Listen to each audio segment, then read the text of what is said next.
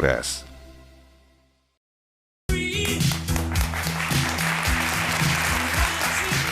¿Cómo están? Bienvenidos, buenas noches, gracias por acompañarnos. Comenzamos El Informante por todas las plataformas de Televisión Nacional de Chile y lo vamos a hacer anticipándoles desde ya lo que vamos a tener el miércoles de la próxima semana.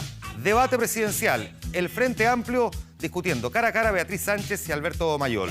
Un anticipo de lo que esperamos sea esa contienda entre los dos candidatos.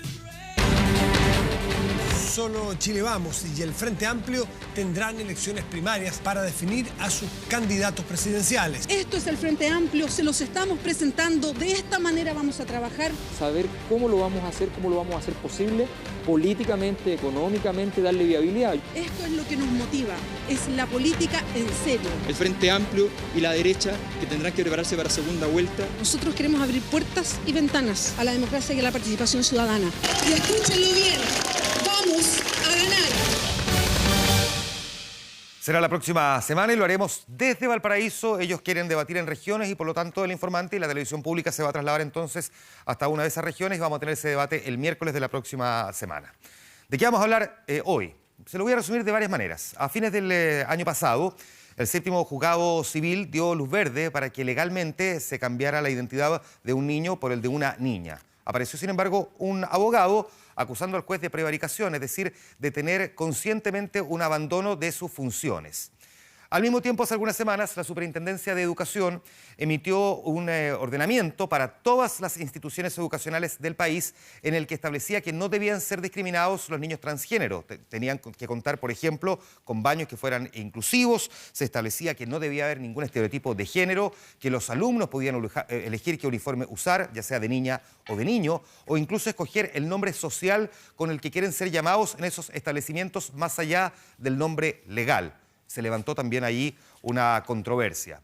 Al mismo tiempo, se está discutiendo en el Parlamento una ley sobre identidad de género, no sin controversia de por medio entre los propios parlamentarios. Todo esto ocurre y justo hoy se está celebrando a nivel internacional el Día contra la Homofobia y la Transfobia, un tema que nos parece capital abordar en la televisión pública y por eso lo tenemos esta noche en El Informante. Comenzamos de esta manera con el reportaje de Rodrigo Cid. Dear screen is Bruce Jenner. For 862. He's done it! Bruce Jenner set a new world decathlon record. Fue una gloria del deporte en Estados Unidos. Medallista olímpico, reinó en una época marcada por la Guerra Fría, donde la rivalidad política también se expresaba en el campo deportivo. Ícono del norteamericano exitoso, Bruce Jenner sorprendió al mundo con el corolario de un largo proceso de transición, ese que lo llevó a convertirse en Caitlyn Jenner. Are you a woman? Yes, for all intents and purposes, I am a woman. El caso Jenner tuvo una amplia repercusión mediática, pero en Chile hay muchos que han vivido en silencio este proceso. ¿Qué quiere? ¿Por qué no te vayas a destruir familia a otro lado, monstruo, la concha de tu madre? Viajes al extranjero, competencias internacionales y el reconocimiento no solo de sus pares es la vida actual de Daniela Vega, una mujer transexual que se ganó el respeto de todo Chile.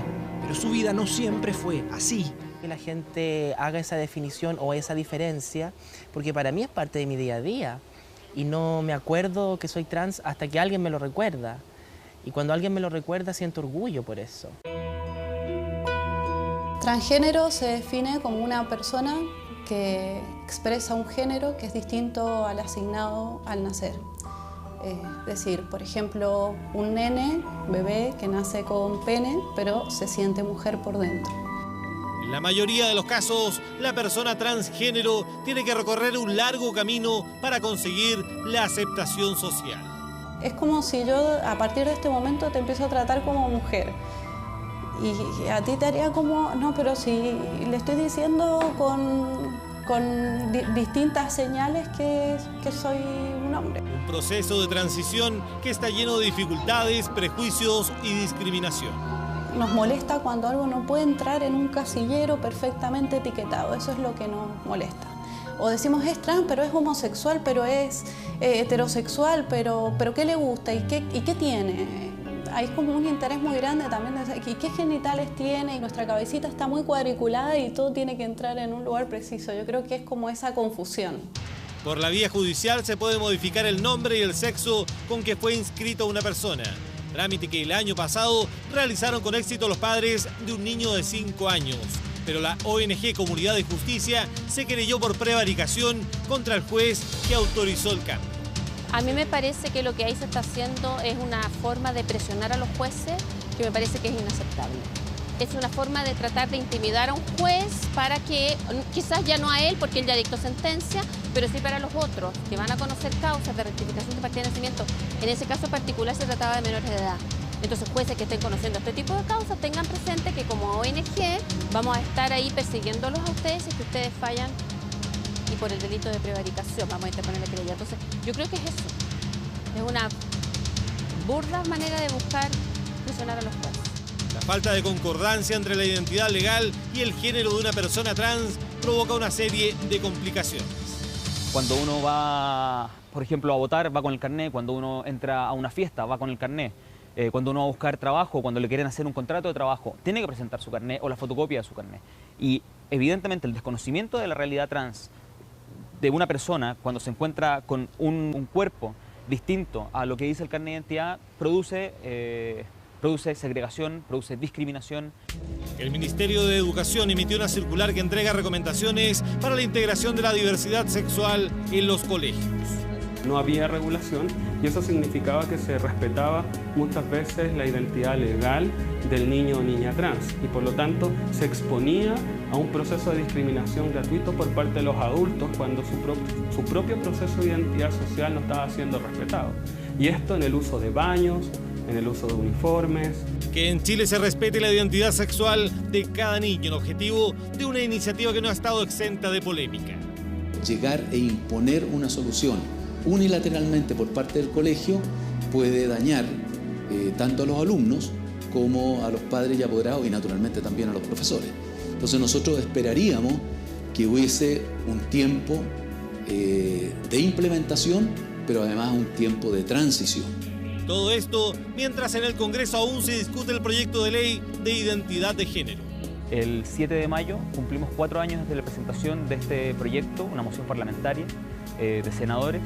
Y si bien el avance ha sido muy lento, también en el último tiempo hemos tenido grandes reveses.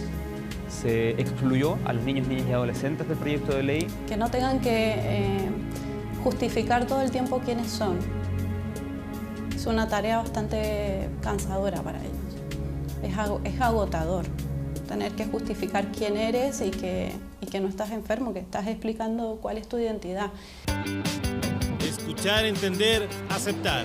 Pasos para construir una sociedad más justa e inclusiva. Bien, voy a presentar de inmediato a quienes nos van a acompañar en la conversación en esta primera parte del programa. Está con nosotros Alexa Soto, activista transexual. Gracias por estar aquí, Alexa. Bienvenida, buenas noches. Gracias por invitarme. Nos acompaña Evelyn Silva, directora de la Fundación Transitar, madre de Selena, una niña trans de 8 años. Gracias por estar aquí, bienvenida. Gracias. Buenas noches. Y está con nosotros también Magdalena Fabri, licenciada en Psicología, activista transfemenina, coordinadora de la Organización Transdiversidad de Sur Concepción. Gracias por estar aquí, bienvenida. Gracias. Buenas noches. Nosotros conversamos antes, no es la primera vez que abordamos este tema en El Informante, nos parece relevante en un día como hoy hacerlo. Han pasado algunas cosas además, como veíamos en el reportaje de Rodrigo Cid. Para quienes no conocen tu historia, voy a pedir que nos vayamos acercando a la de cada quien, ¿no? Para que el público se vaya familiarizando, la experiencia de cada uno va sirviendo, ¿no? Toda tu vida, me recuerdo que tú me contabas que te sentías incómoda con los rasgos masculinos. ¿Cuándo comenzaste a darte cuenta o a sentirte que eras lo que eres hoy? Yo creo que como que fue un proceso de descubrimiento porque yo creo que cuando por lo menos era niño fluía bastante con lo que yo jugaba. O sea, me gustaban las muñecas, me gustaba probarme la ropa de mi mamá y eso después se fue anulando a medida que iba avanzando como socialmente el tema de las presiones de empezar a ser hombre, qué es lo que pasa que no juegas con tus compañeros, claro, qué es lo que pasa que te hacen bullying en el colegio. Entonces, después de eso yo llego a la universidad y ahí, por ejemplo, siento como que tengo que ser un hombre de verdad y ahí dije esto no es para mí y ahí yo me puse, no sé si a investigar, me encontré en internet con la palabra trans y fue como, eso es lo que yo soy, me costó mucho aceptarlo. Eso te iba a preguntar, porque este es un proceso que es paulatino, ¿no? Pero cuando tú empiezas a tomar así como conciencia de, pareciera que estoy en el cuerpo equivocado. O sea, más que en el cuerpo equivocado, yo diría que me sentía muy incómoda con lo que la sociedad esperaba de mí cuando yo quería hacer otra cosa.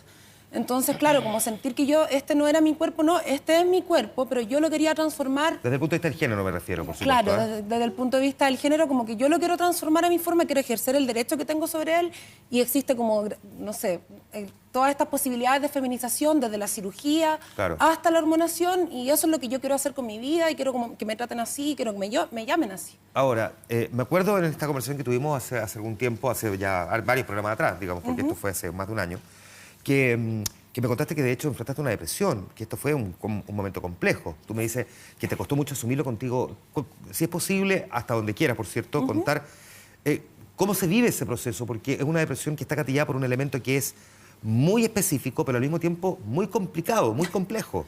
Yo creo que es tan complejo que es muy difícil pasarlo a palabras. Cuando la sociedad no te educa con un lenguaje para poder expresar tu experiencia, solamente sientes malestar.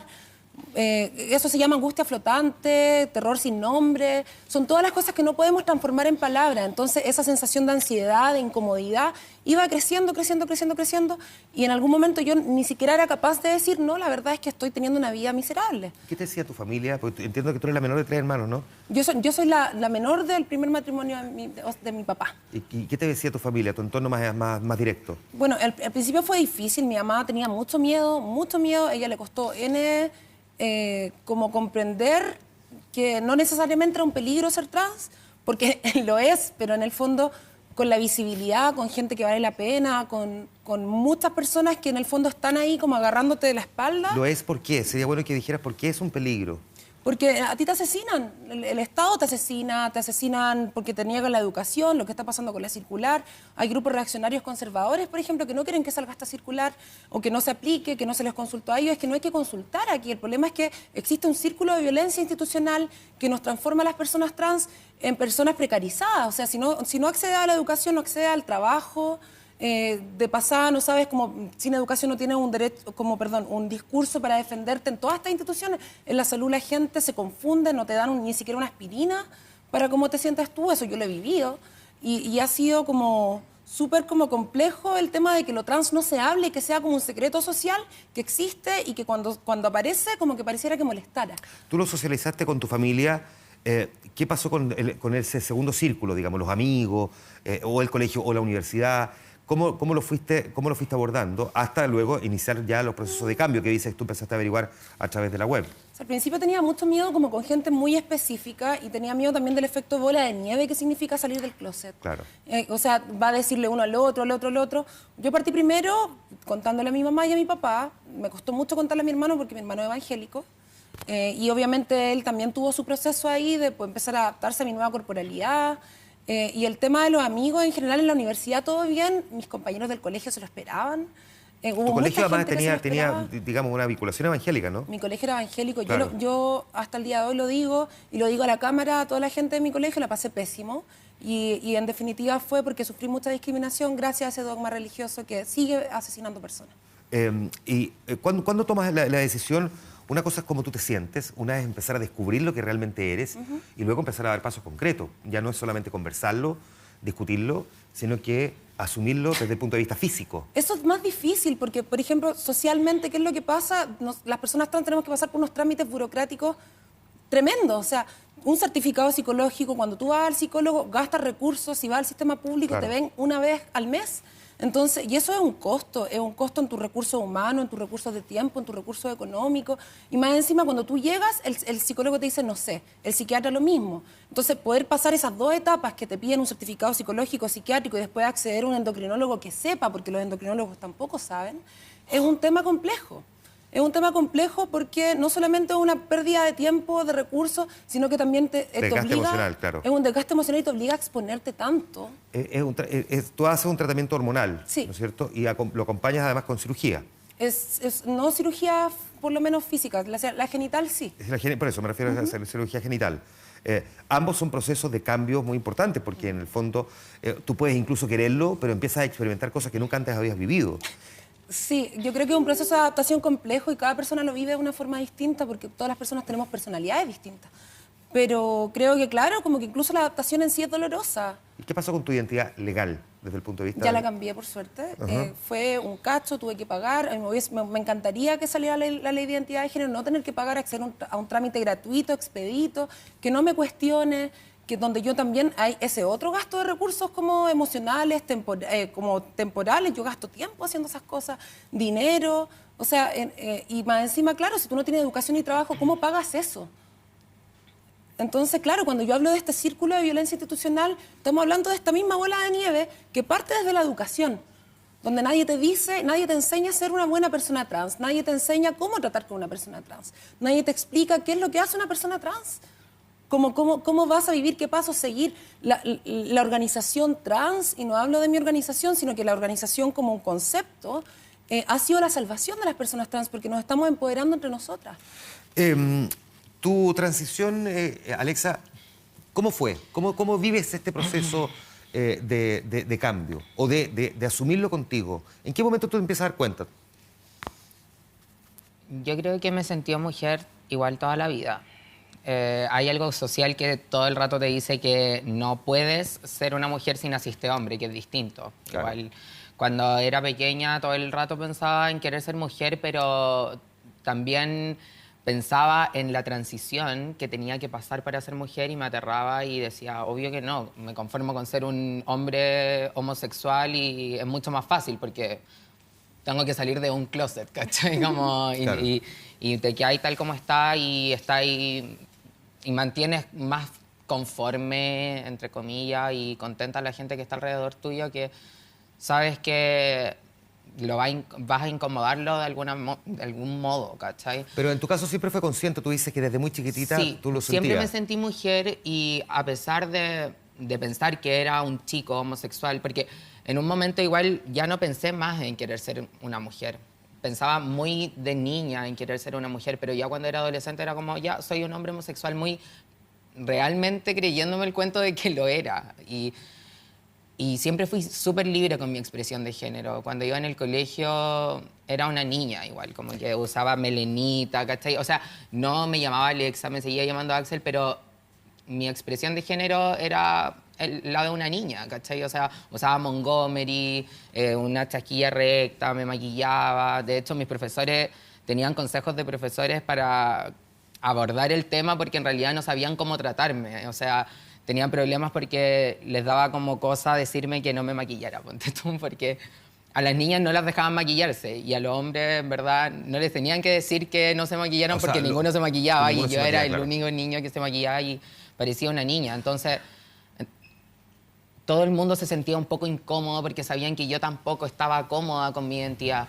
Y así fui todo el tiempo viviendo mi expresión de género súper libre. Salgo del colegio, me meto a estudiar.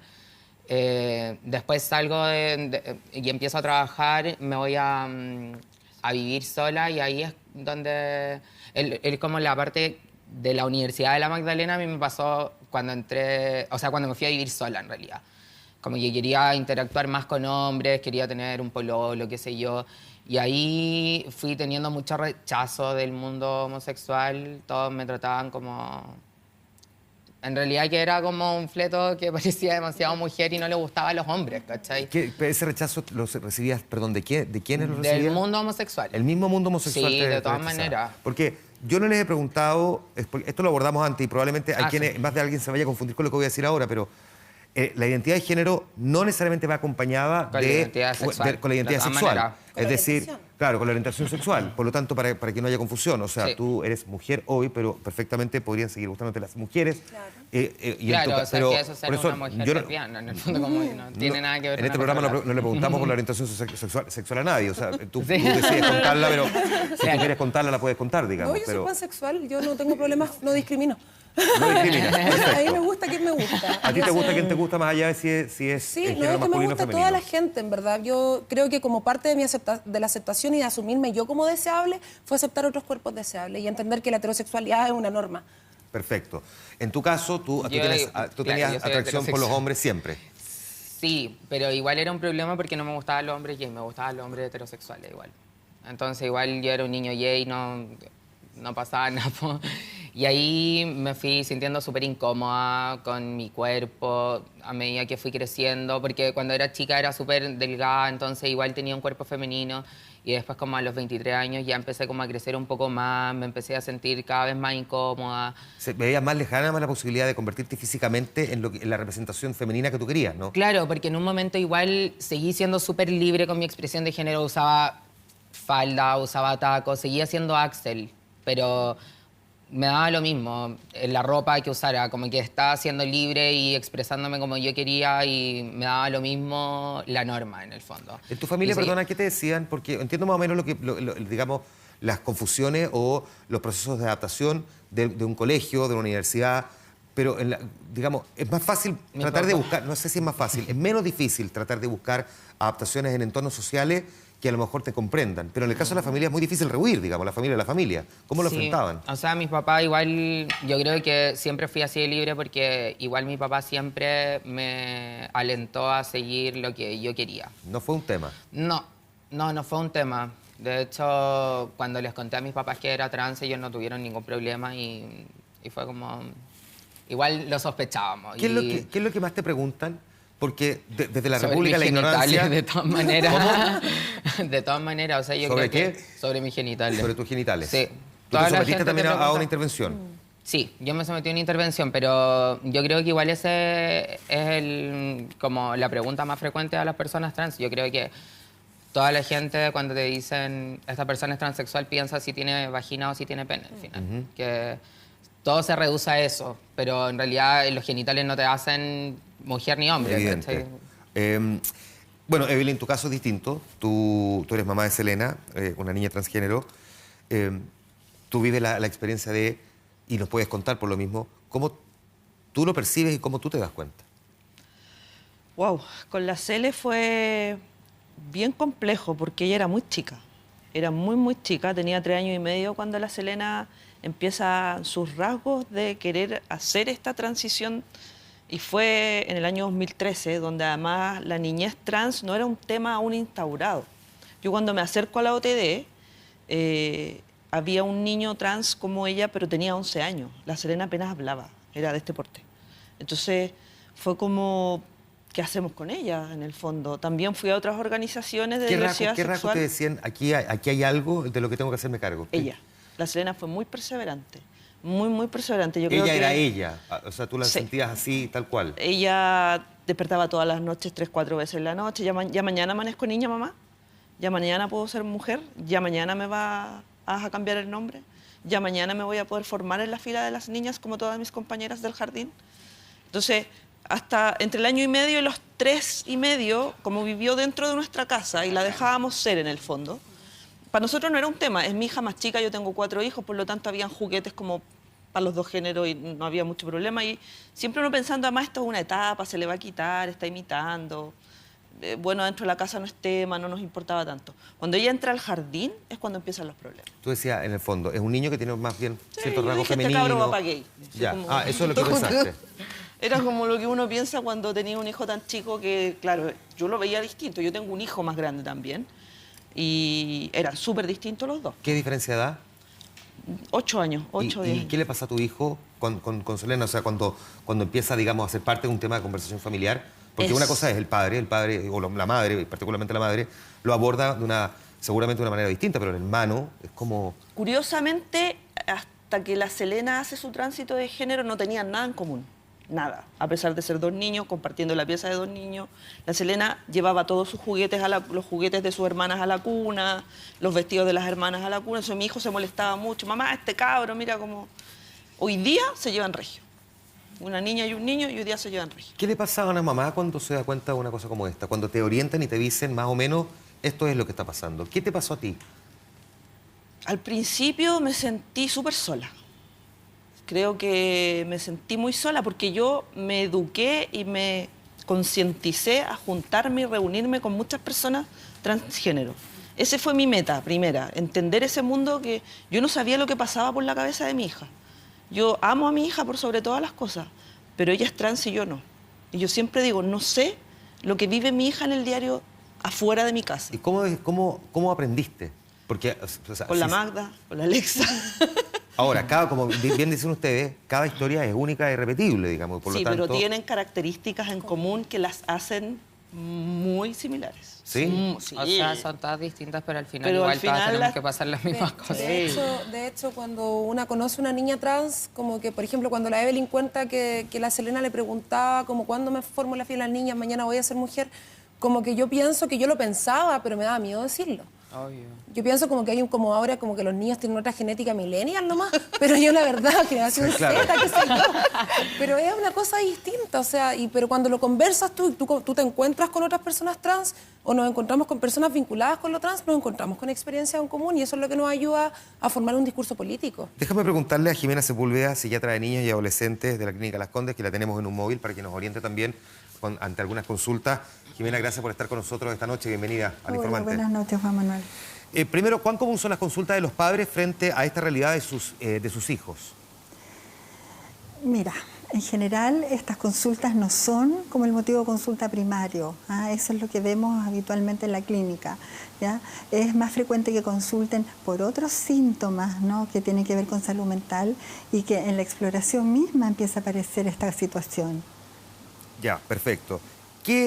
Yo sé que es muy complejo porque, como hemos visto aquí, la personalidad de cada quien se va adaptando según su propio entorno, pero ¿qué le podría decir uno a los padres? Porque finalmente estos son procesos que se viven desde los niños, ¿no? Pero sí, que, digamos, detecten ciertos rasgos para que, en el fondo, puedan determinar que a lo mejor están frente a esta realidad. Mira, en general uno siente, cuando uno detecta a un niño que está en esta situación, tú te vas dando cuenta que hay un montón de señales que son bastante tempranas, y que los padres de alguna manera o intuyen o ven o perciben, pero que no son capaces de manejar en un primer momento. Entonces, lo primero que se debiera hacer con los padres es tratar de tranquilizar, de contener, de ojalá hacer que se sientan acompañados, ¿no?, por un profesional, por un equipo de profesionales, por una red, para poder evaluar bien qué es lo que está pasando en ese niño. Porque en los niños el desarrollo es evolutivo, ¿no? Las cosas van cambiando, es muy dinámico. Entonces, esto de la confusión, ¿no?, de la perplejidad, de esto para dónde va, para dónde no va, qué puede pasar, va a seguir así o no, es muy potente. Ahora, bien decía Evelyn recién, también podría inducir a confusión porque Evelyn decía, bueno, a lo mejor mi hijo va para Yale. Sí. O sea, ¿cómo podría un padre detectar que lo que está viviendo en realidad es un niño transgénero? Mira, es que el género hay tres elementos en el género. Uno es el género físico, biológico, ¿verdad? Con qué cuerpo se nace. El otro es el género de rol, es decir, qué situaciones de tipo social relacionadas con un género, es decir, cómo me visto, a qué me gusta jugar, etc. Y lo tercero es la identidad de género, que eso ya tiene que ver con algo muy profundo, ¿no?, que es como cómo soy yo, quién soy yo en realidad, cómo siento, cómo quiero vivir. ¿Hay algún, factor gatillante en el caso de los niños para que empiecen a manifestarse respecto de su verdadera identidad de género? El factor gatillante quizás, no sé si gatillante, ¿no?, pero hay una asociación, como decía la mamá de Selena, cuando empiezan a socializar un poco más, cuando entran al jardín infantil, cuando empiezan a notar la diferencia entre ellos y sus pares, ¿no? Ahora, sí es importante, atendiendo a tu primera pregunta, es que la orientación sexual es diferente, es otra cosa, claro, ¿no? Es algo totalmente distinto. Una de las cosas que cuando uno estudia el tema, no es la primera vez que lo hacemos en El Informante, pero nos aparece muy recurrentemente, y vamos a tocarlo seguramente más adelante también aquí en el panel, es que acompañan a estos niños muchas veces casos de profunda depresión. Es decir, mira, la prevalencia de casi todos los trastornos psiquiátricos en salud mental es un poco más alta en los niños que tienen esta condición. ¿Ya? Ahora, y lo que se está tratando de estudiar ahora es justamente cuando se está como promoviendo los procesos de transición tempranamente, si esas prevalencias disminuyen, y aparentemente es así, ¿ya?, que niños que tienen un adecuado proceso de transición se enferman menos de salud mental. Hay menos problemas psiquiátricos, depresión, ansiedad, angustia, etc. Jimena, yo citaba al comienzo del programa, lo hacía también Rodrigo Cid en su nota, la historia de este séptimo juzgado civil, donde un juez suplente finalmente le reconoce la identidad a un menor de edad, de 5 años, y su identidad de género propiamente tal. Más allá de que hoy día haya un debate legal, porque lo acusan de prevaricación, él se basa en un informe psiquiátrico, entre varias otras cosas, por cierto.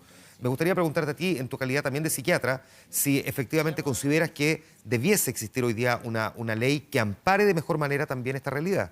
De todas maneras, yo soy una convencida que esa ley tiene que existir.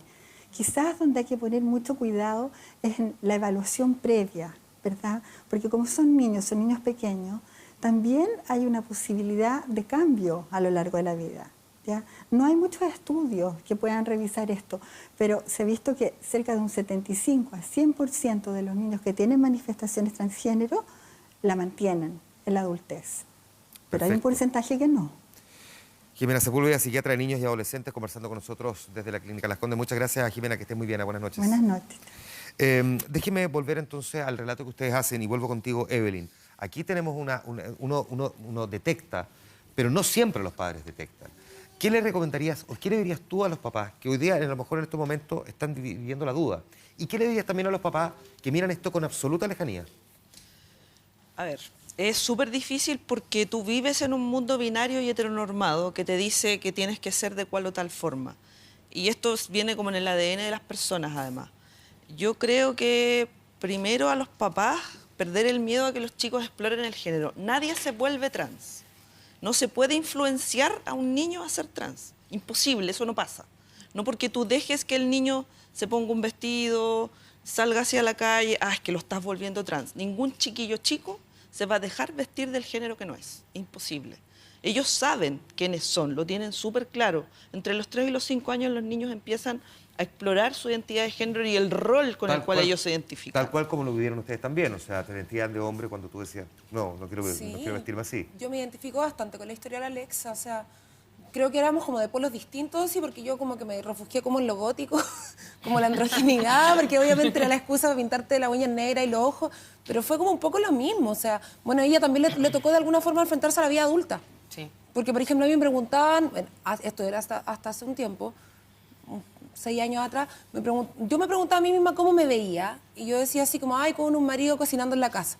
Pero ya, bueno, no importa. Y después me di cuenta que, claro, en verdad no quería eso, pero sí quería, siempre supe que yo quería parecer mujer, siempre lo supe. Más allá de que yo me sintiera mujer, yo sabía que quería hacerlo, que quería parecerlo, y yo creo que simplemente lo que no se me enseñó es que yo quería ser trans, Dígame una no cosa, ser mujer. Alexa, ¿cuesta mucho encontrar pareja? ¿Cómo? ¿Cuesta mucho encontrar pareja? No sé, porque desde que empecé mi transición estaba como que... Desde que decidí ser Alexa, tuve pololo. ¿Y ha sido el mismo? Sí. Ah, perfecto. Sí. Cuesta lo mismo que nos cuesta a nosotros. ¿Sí? Hoy en día, sí. Yo creo que a todo el mundo le cuesta. Anda muy difícil la cosa. Esta cosa está difícil. O sea, es difícil. ¿O no, cabrón? Sí, bien. O sea, yo creo que es difícil... Ya estás, tienes 4 chiquillas, así que no creo que ande tan mal. ¿Y en tu caso? No, a mí me costó más encontrar pareja cuando no había transicionado. A mí me pasó lo mismo, toda mi obvio vida, que y me sí. pasaba lo mismo que tú, o sea, como esa sensación de que mis amigos me decían, ¿sabéis qué? Eres súper lindo, pero como que no te comería porque eres muy mujer. Y yo así como... aparte yo creo que igual influye mucho en cómo te sientes tú con el rol que estás jugando igual, ¿cachai? Al final igual te sentís súper incómoda siendo un hombre. Entonces igual si estás incómoda contigo mismo es imposible encontrar una persona porque yo creo que no eres poco atractiva para una persona que si tú estás súper poco resuelta, sobre todo con algo tan importante como la identidad de género. Del prejuicio y de la discriminación me gustaría seguir conversando más adelante. Me gustaría incorporar también a este debate a parlamentarios que están discutiendo una ley en el Parlamento. Tenemos que hacer la primera pausa de la noche. Volvemos de inmediato aquí al Informante. Encuentro que... por TVN. En el Día Internacional contra la Homofobia y Transfobia es el tema que hemos dedicado a la televisión pública aquí en TVN en el Informante. Vamos a avanzar ahora en la conversación a propósito de la tramitación que lleva hace ya 4 años en el Parlamento. La Ley de Identidad de Género ha tenido por lo menos unas 200 indicaciones que han sido presentadas, varios textos, varios problemas en su avance legislativo. Vamos a conversar de esto con quienes están en el Congreso para saber en qué va el proyecto y cuáles son, digamos, los trámites que le faltan y las posturas, por supuesto, de quienes están allá. Les agradecemos a las diputadas María José Hoffman, de la UDI, y Yasna Proboste, de la Democracia Cristiana, el que nos acompañen esta noche. Bienvenida, buenas noches. Hola, muy buenas noches. Voy a partir con usted, diputada Proboste. ¿En qué está esta iniciativa para que podamos, digamos, contextualizar para quienes no nos siguen al dedillo, digamos, todos los trámites legislativos? Bueno, hay un conjunto de iniciativas que lo que busca es garantizar derechos de la niñez y la adolescencia. Una de ellas ya terminó su tramitación en la Cámara de Diputados y está en el Senado, pero junto con estas iniciativas legales que son muy importantes, que son largamente esperadas, yo al menos quiero valorar el esfuerzo que ha hecho el gobierno a través del Ministerio de Educación y de la Superintendencia de Educación de elaborar, por una parte, instructivo en el caso del Ministerio de Educación, orientaciones para los establecimientos educacionales, y la Superintendencia instructivos para los establecimientos educacionales, de manera de dejar atrás estas situaciones de discriminación que afectaban a algunos estudiantes en nuestro país. Instructivo que, sin embargo, ha levantado, diputada Hoffman, varias controversias. Aprovecho de preguntarle también qué es lo que considera más complejo de esta discusión legal. A ver, yo creo, Juan Manuel, que lo más importante primero es decir como mamá que esta es una realidad que tenemos que abordar. Estos son niños que tienen que ser incluidos, que tienen que ser respetados en su dignidad. Pero también creo que la forma que ha tenido el gobierno, principalmente a través de este instructivo, ha sido un error. Por una parte, dejar de lado a los padres, dejar de lado a los colegios. Esto no se trata de tener un baño más o de tener un baño menos. Eso se trata de incluir de verdad, de asumir esta realidad, de proteger a estos niños que se sienten tremendamente discriminados, pero de hacerlo bien. Y creo que a través de una imposición, como ha sido este instructivo, conversado con nadie, que va incluso mucho más allá de la ley, creo que es un profundo error y demuestra cómo el gobierno una vez más solamente quiere cumplir con un eslogan en vez de hacerse cargo de una realidad que sabemos que es muy dura para ellos y para la sociedad en general. Ahora, el instructivo no se refiere solamente a un baño más o un baño menos, tiene una serie de otras cosas que establece también. Por supuesto, pero genera un conflicto, una tensión. Creo que lo menos relevante es el tema de los costos que significa, porque además eso también debiera implicar una flexibilidad en la subvención para que aquellos colegios puedan adaptarse a estas ciertas normas. Pero hay cosas que también son de sentido común, así como hay que proteger a estos niños, en el fondo ayudarlos a incluirlos, porque acá tenemos una deuda tremenda con muchos niños que hoy día se sienten excluidos del sistema, no solamente con los niños trans, con los niños que sufren bullying, con los niños que tienen discapacidades. Entonces, acotarlo solo a un tema de esta manera que evidentemente genera una tensión en la familia. Yo como mamá, así como también tengo que entender que hay que acoger y incluir a estos niños, también hay que ponerse en la situación sin debate, impositiva como si hoy día, de lo que significa de que una niña de 15 años esté también en un baño cambiándose con un niño que por muy mujer que se sienta, no lo es. Entonces, creo que es un proyecto de ley que no está, el instructivo creo que no ha sido la forma adecuada de abordarlo y creo que ha sido un error por parte del Ministerio. Obviamente, déjame preguntarle a la diputada Yasna Proboste, el tema ha tenido varias indicaciones. ¿Usted cree que las indicaciones a esta altura han sido presentadas más bien para entorpecer el proyecto o para mejorarlo? Pero mire, antes de referirme a ese tema, no puedo dejar de pasar por alto lo que aquí se ha señalado. Lo que nosotros nos encontramos es permanentemente con esta incoherencia entre el discurso y las acciones. Decimos por un lado que nos interesa la maternidad, pero nos escandalizamos cuando se instalaban salas cunas en los establecimientos educacionales. Decimos que queremos acoger, pero también decimos que instructivos como esto, que en nuestra opinión va en la línea correcta, en todas las indicaciones que desde los organismos internacionales le señalan a Chile que es necesario avanzar para garantizar igualdad de trato, avanzar en la trayectoria educativa. Entonces yo quisiera invitar para que acogiéramos de verdad, la diversidad y que apoyáramos iniciativas valiosas como las que hoy día se llevan adelante.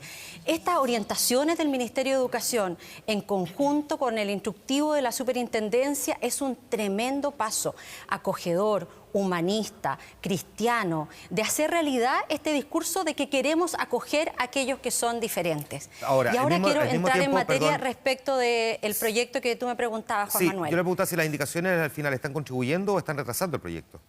¿A cuál proyecto? Bueno, el proyecto de garantías de la niñez y de la adolescencia que se despacharon hace ya varias semanas desde la Cámara de Diputados, 2 semanas, me recuerda la diputada Hoffman, fueron objetos de muchísimas indicaciones. Nuestra propia bancada, la Democracia Cristiana, hizo muchas indicaciones, porque nosotros creemos en que este proyecto era necesario poder mejorar, hacer aportes, y aquí hubo también algunos espacios en los cuales transversalmente entre bancadas de la nueva mayoría y de la oposición compartíamos visiones comunes respecto de lo que debía ser este proyecto de garantías de la niñez y la adolescencia, como por ejemplo, Juan Manuel, en que cualquier persona pudiese interponer un recurso en favor de los niños y niñas. Sí, a nosotros nos llamaba mucho la atención solo un dato, que a veces nosotros compartimos, somos parte de esta coalición, pero también no vamos a renunciar nunca en nuestra tarea parlamentaria de mejorar las iniciativas legales. Este proyecto, que llevaba por título Garantías de la niñez y de la infancia y la adolescencia, habían eliminado la palabra garantizar. Entonces uno dice, pero ¿cómo vamos a establecer garantías si no queremos garantizar a nuestros niños y niñas que van a tener un buen trato? Su opinión sobre este último punto, porque también efectivamente ha sido uno de los nudos que ha tenido esta discusión legal. Lo que pasa es que son dos discusiones distintas y podríamos agregar una tercera con el de instructivo. El proyecto de garantías de la niñez, el proyecto de identidad de género, donde yo creo que hubo un retroceso que fue importante.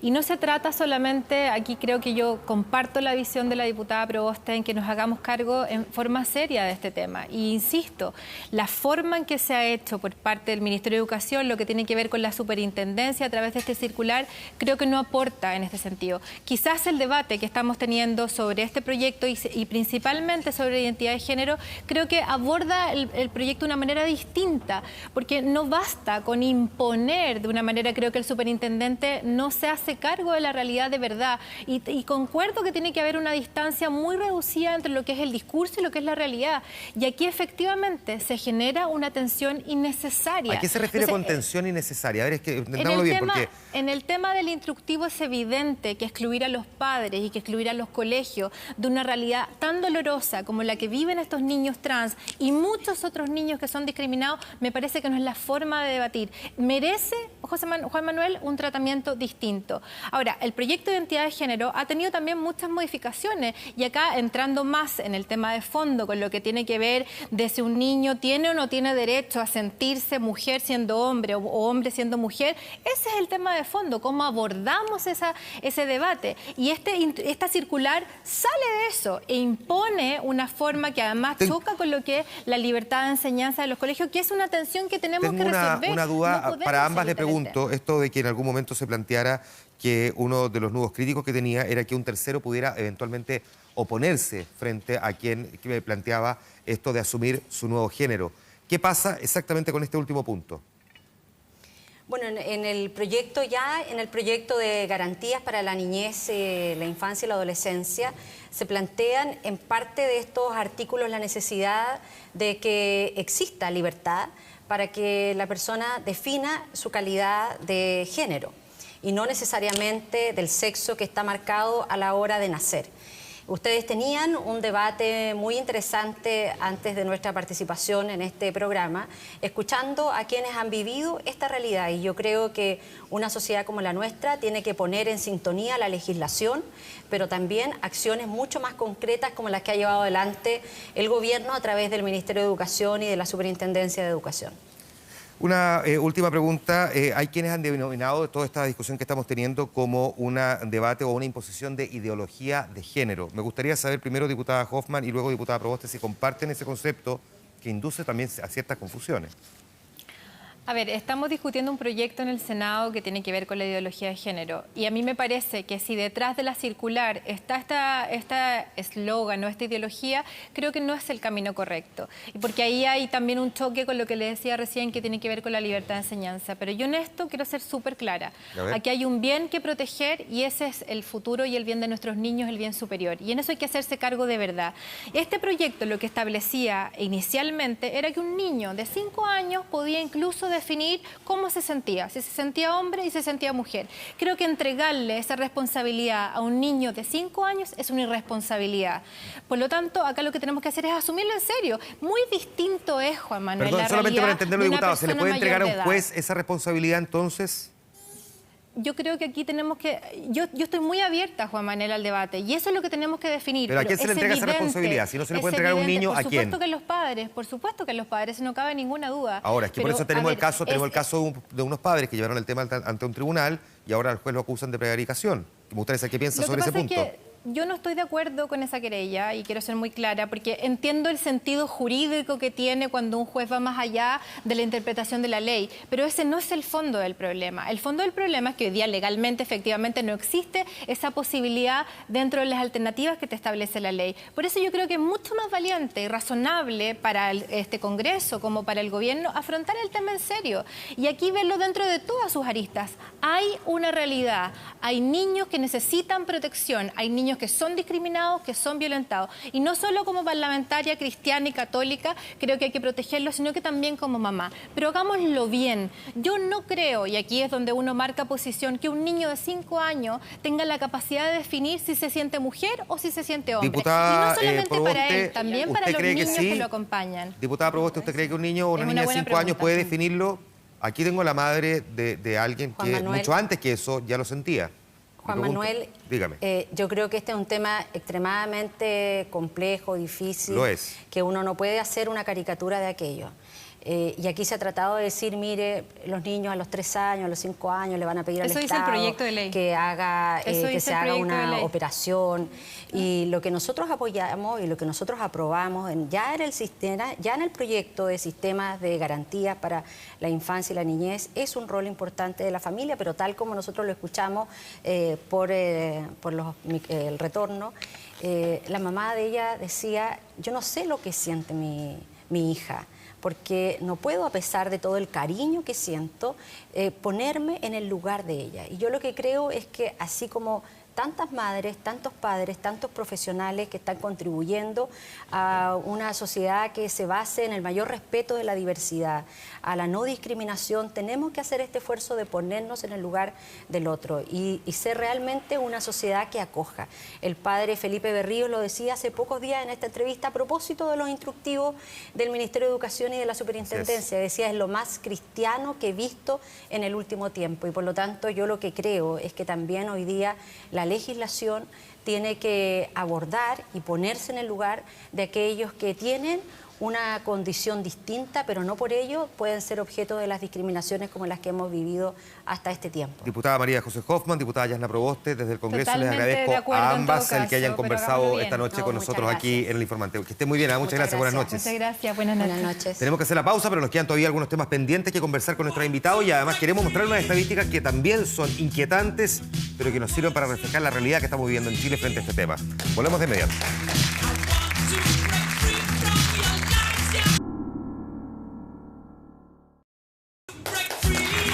Estamos de vuelta en El Informante.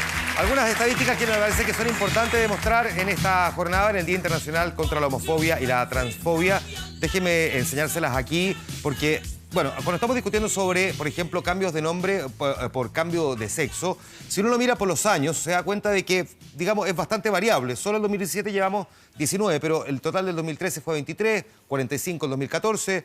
41 en el 2015. Hay que esperar entonces a completar la estadística de este 2017. Llevamos apenas algunos meses. Miremos ahora la siguiente gráfica que nos muestra qué significa en la práctica ser trans en Chile, donde el 94,8% escucha comentarios que son bastante fóbicos en sus colegios. Creo que esta gráfica es bastante decidora. La siguiente también nos refleja otra realidad.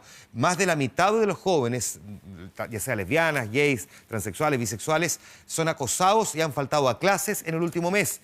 Este dato es muy relevante porque nos refleja el siguiente y deriva precisamente en esto. En los camarines, en las clases de educación física y en los baños, que son los lugares más incómodos o inseguros. De allí entonces la explicación de que la circular de la Superintendencia de Educación plantee que los baños deben ser inclusivos para evitar que se produzcan situaciones como esta. Pero además, el 55% de las personas trans han intentado suicidarse al menos una vez. Y esto es un tema que es ciertamente delicado. Las estadísticas que nos muestran entonces una realidad que creo que son bastante, digamos, decidoras. Hay una serie de otros tips. También el 94,8% de los jóvenes escucha comentarios que son fóbicos en distintos lugares. 1 de cada 3 jóvenes se siente afectado y afaltado por sentirse incómodo o inseguro. En fin, bueno, entiendo que además la realidad de lo que estoy describiendo la han vivido ustedes de distintas formas. En tu caso, particularmente porque tú contabas al comienzo que viviste una depresión. ¿Qué tan lejos llegó esa depresión? Llegó al punto de haber estado un mes institucionalizada como en un lugar psiquiátrico. Y fue súper complejo, para mí es como todo muy oscuro, lo veo muy nebuloso hasta el día de hoy, es difícil hablar de esa experiencia porque de hecho incluso estando ahí adentro no lo podía ver, yo no lo vi al tiro, tuve que reflexionar, sentarme a pensar, a reflexionar y conectarme con mi dolor también. ¿Crees que incluso habiendo tenido el respaldo de tus padres la situación habría sido la misma o habría sido muy distinta? Habría sido distinta, yo probablemente me hubiese ido. O sea, me hubiese ido como por más tiempo porque yo me fui. Pero me hubiese ido, probablemente hubiese como habido un corte entre la familia y yo. Yo, por ejemplo, cuando ya lo asumí, lo primero que se me venía a la cabeza era como la imagen de la calle del Barrio Rojo en Concepción y donde yo iba a estar trabajando. Esa era mi primera idea. Ahora, este es un tema que ciertamente escapa no solamente a ciertos conceptos, la homofobia o la lesbofobia, porque, ojo, también es otro concepto que está muy presente, no necesariamente representan lo mismo. Tú misma marcabas también el punto de que incluso parte de población homosexual, la DIT misma, te discriminaba y te cuestionaba. ¿Cómo se aborda ese escenario cuando uno piensa que es allí probablemente donde iba a encontrar más cobijo? Ahí es cuando yo entré a mi depresión, cuando me di cuenta que el círculo que se supone que me sentía más cómoda era el que me dio la espalda y el que más me discriminó. Entonces ahí empiezo a masculinizar mi imagen como nunca lo había hecho en toda mi vida. ¿Qué es lo que era masculinizar tu imagen? Cortarme el pelo, usar ropa de hombre, dejarme crecer barba y bigote para parecer un poco más atractivo para hombres homosexuales. Y terminé en una depresión súper fuerte hasta que empecé de nuevo a ser mucho más sincero con lo que quería hacer realmente. ¿Hay algo de tu, si se puede denominar así, ¿no?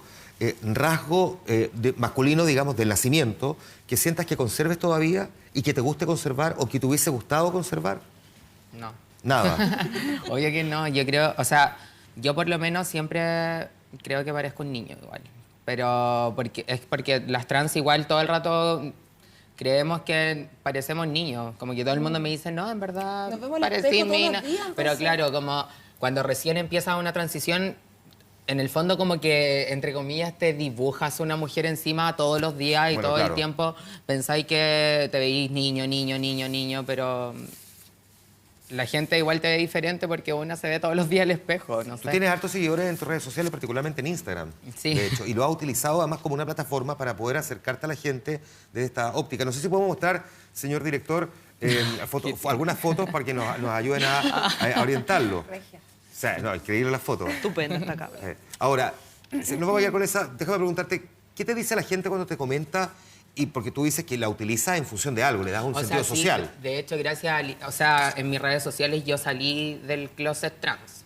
O sea, para mí algo que me incomodaba demasiado era tener que decirle a toda la gente que me encontraba que ya no iba a ser Axel, que iba a ser Alexa, que ya no quería que me trataran más como él, sino ella, ¿cachai? Esa transición es súper incómoda y parecís como un disco rayado, porque a toda la gente es como, sí, hola, ¿cómo estás, amigo? No, amigo, ahora ya no voy a ser amigo, sino que voy a ser amiga, me voy a llamar Alexa y todo eso. Entonces, lo que hice fue explicar como todo lo que había pasado de adolescente, lo mal que lo había pasado, cómo me sentía ahora y que quería que me trataran como mujer y que mi nombre iba a ser Alexa. Ahí salgo como del closet y ahí se hizo como un poco famosa mi... Evelyn, tú miras esta historia y observas al mismo tiempo el proceso propio de tu hija. ¿Cuáles son las cosas que más susto te dan en estos momentos? ¿Hoy día? Sí. La verdad es que puedo ser súper honesta y decir que en realidad dejé mis expectativas y mis angustias de lado hace alrededor de 6 o 8 meses. Yo hasta hace 8 meses tenía estos sustos que también entendí que un poco lo que preguntaste delante a las chiquillas. Cuesta encontrar pareja, yo te dije lo mismo que nos cuesta a todos. Creo que hoy día voy más por ese lado. No tengo grandes sustos con la Selena que no tenga con mis otros 3 hijos. Creo que aprendí a vivir la vida al día a día. Yo hoy día sé que la Cele está bien, que va al colegio, que está incluida, hasta que aparece una diputada como la que acabamos de ver y tira todo el trabajo por... ¿La diputada Hoffman o la diputada Hoffman? Que tira el trabajo por la borda, porque además ella dice, yo soy mamá, yo también.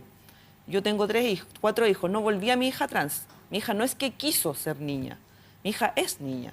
Entonces iba al colegio hace 3 años, iba al baño de las niñas hace 3 años, y la verdad es que ella es la que está más expuesta que el resto de sus compañeros. Y esta realidad que ella viene a decir que la circular pone sin ninguna discusión de parte de nadie, es mentira. La Selena lleva 3 años incluida con sus niños, va a clase, va al baño, se forma con las niñas, todo el mundo sabe que es trans. Y no es que ahora está pasando hace mucho rato. Lo que el gobierno hoy día vino a hacer fue a regular algo que era necesario, porque obviamente hay familias que lamentablemente aún no conocen esta realidad, les cuesta aceptarlo, tienen miedo. Ha costado un montón. Les falta proyectos que se han apoyo, contrapuesto. no hay redes suficientes. Mira, de las estadísticas que yo mostré ahí, ¿hay alguna que particularmente te genere temor? Porque estamos viendo que es una realidad concreta, real, palpable, de discriminación, de ataques, de cuestionamientos, de bullying, pero también de esta sensación permanente de los niños que se sienten vulnerables y que son vulnerados en los establecimientos, que incluso llegan al punto de querer quitarse la vida. Hay una estadística que creo que no fue nombrada ahí y que no tiene que ver con que ellos quieran quitarse la vida, y que fue lo que la Magda dijo al principio: a ti te matan por ser trans.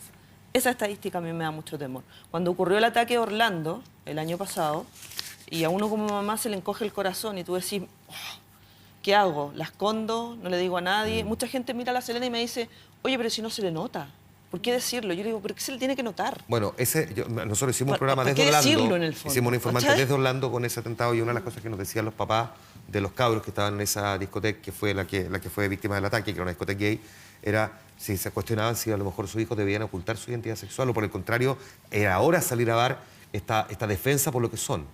Eso a mí me da miedo, el tema de esas estadísticas que no aparecen, los ataques transfóbicos que suben las chiquillas, los ataques transfóbicos que sufren las chicas en las discos, en sus pegas y en la misma calle también. Hay muchas chicas trans que trabajan en el comercio sexual y que son atacadas cada noche. Eso a mí me da mucho temor. ¿Y en tu caso es un temor superado o es un temor permanente? Yo creo que ahora estoy más abonada con la idea del trabajo sexual, de hecho lo he considerado. De verdad, o sea, porque obviamente al principio lo pensaba desde un prejuicio, desde lo que a mí se me enseñó, que se hacía como cuando eras trans y que era solamente la única opción que tú tienes es prostituirte. Y ahora, por ejemplo, siento que soy libre de elegir. Y eso es porque tú tienes contacto con otras realidades. Yo igual tuve un entorno que me acogió bastante. Tuve mucha gente que también me hizo mucho daño en mi proceso. Pero también lo que se quedó, lo que yo decidí que se quedara, lo que yo decidí tomar en cuenta fue lo bueno. ¿Qué cosas heredaste de todo este proceso que se quedaron? ¿Y qué cosas, cuando tú dices me hicieron daño, si es posible, ejemplifícamelo? Esto creo que es muy útil para los que están viendo el programa ahora. La primera, lo de me hicieron daño, sí, pero tú dices como mi fortaleza. No, las personas que te acompañaron durante todo el proceso se quedaron, más allá, por supuesto, me imagino, de la familia. Bueno, yo rescato mucho a mi mamá. Mi mamá, para ella fue súper difícil, como dije así, porque estaba cegada por el miedo. Ella tenía mucho miedo, ella veía las noticias en la televisión de Daniel Zamudio y era una cosa así como que lloraba a mares.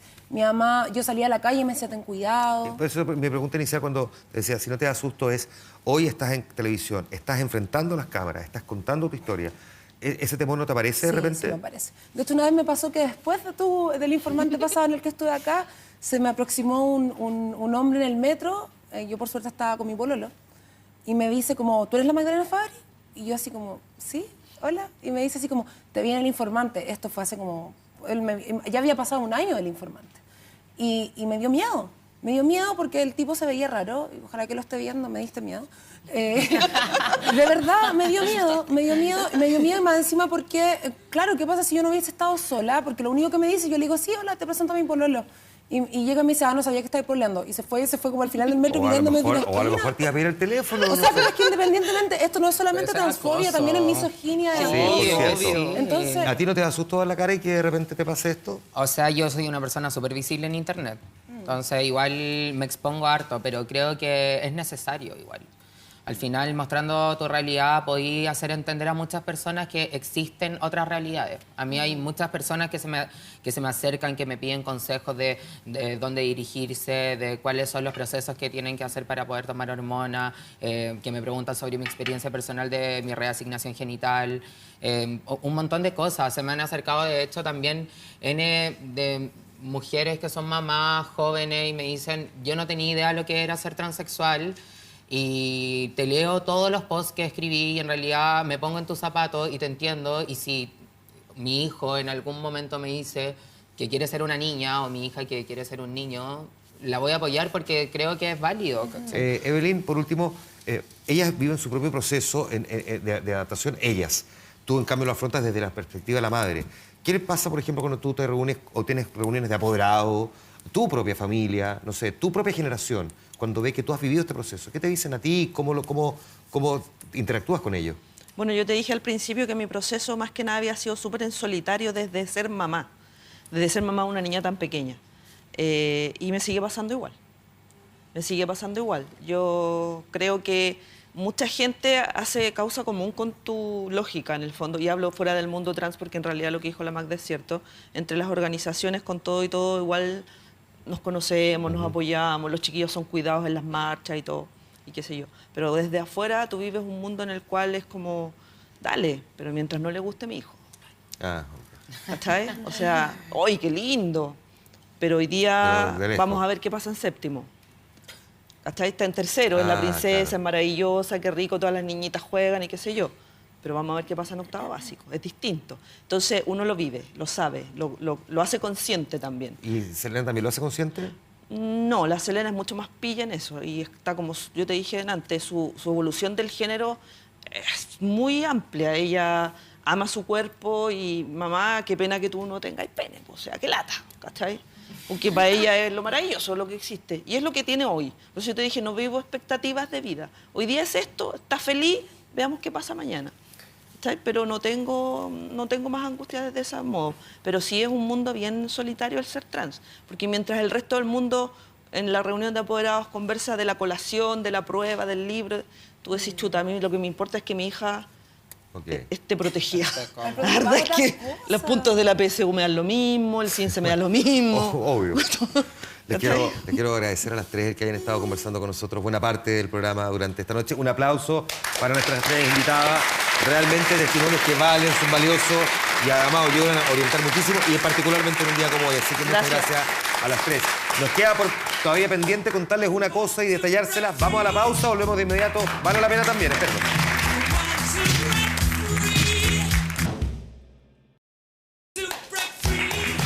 Regreso en el último bloque del Informante, solo para recordarles lo siguiente, con estas imágenes, que el próximo miércoles en el Informante tenemos debate presidencial. Solo Chile Vamos y el Frente Amplio tendrán elecciones primarias para definir a sus candidatos presidenciales. Esto es el Frente Amplio, se los estamos presentando, de esta manera vamos a trabajar. Saber cómo lo vamos a hacer posible, políticamente, económicamente, darle viabilidad. Esto es lo que nos motiva, es la política en serio. El Frente Amplio y la derecha que tendrán que prepararse para segunda vuelta. Nosotros queremos abrir puertas y ventanas a la democracia y a la participación ciudadana. Y escúchenlo bien, vamos a ganar. Alberto Mayol, Beatriz Sánchez, frente a frente en debate presidencial de estas primarias en el Informante la próxima semana desde Valparaíso para todo el país y para todo el mundo a través de nuestra señal en TV Chile. Estamos concluyendo este programa al que se lo dedicamos especialmente nuestra querida periodista Margot Anacona, que nos deja parte en busca de nuevos horizontes, pero la vamos a echar un montón de menos este programa con mucho cariño para ti, Margot. Todo el equipo te quiere, así que el aplauso que sea para ella también. Gracias y hasta la próxima semana.